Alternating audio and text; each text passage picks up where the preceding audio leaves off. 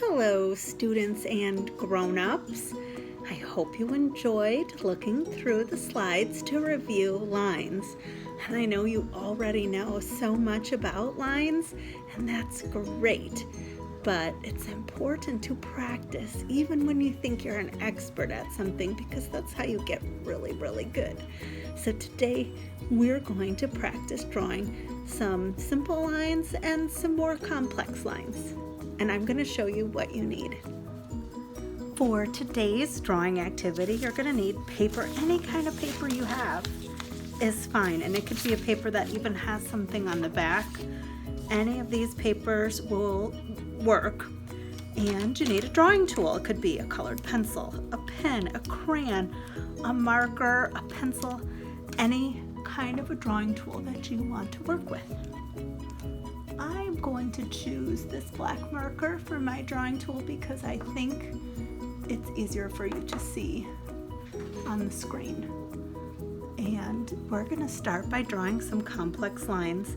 And I think it might be fun to write at the top of your paper, I can draw lines. And anytime you need to stop the video so you can catch up, or if you need more time, that's fine. You can pause the video and then you just restart it. So let's start with some of our simple lines, like a straight line. And when you make a straight line across your paper, that is a horizontal line. And when you make a line that goes up and down like this, that is a vertical line. And a line that kind of reminds you of a smile, that has a bend in it, that's a curved line. And a line that's slanted or tilted, that is called a diagonal line. Try to draw all of these lines. And if you need to pause for more time, you may pause for more time. And then one thing that I forgot to maybe say, and these are straight lines, right? That's horizontal and vertical, but also straight.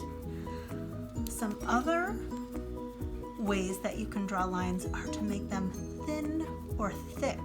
So if I was to draw a thin line, I would keep the tip straight up and try to make it as thin as I can.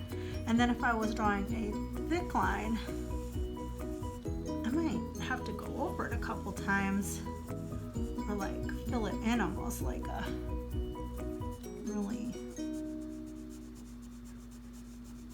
long skinny rectangle, but then I can see that it's thick.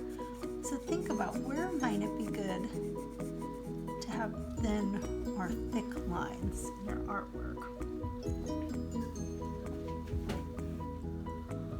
Okay, now we're going to talk about some of those more complex lines. These ones sometimes take a little bit more practice. Let's start with a wavy line. It's just kind of like that. And then a bumpy line.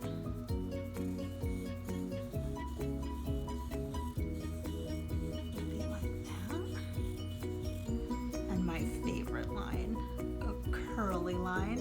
It's got that loop-de-loop.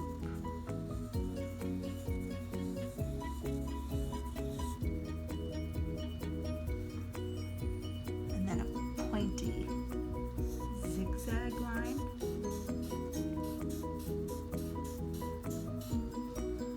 Oh, and then this line is one that you might see like on a road, a dotted line. Sometimes it's called a broken line too. Let's see, what are we missing? Oh, how about a spiral? That'll fit perfect right here.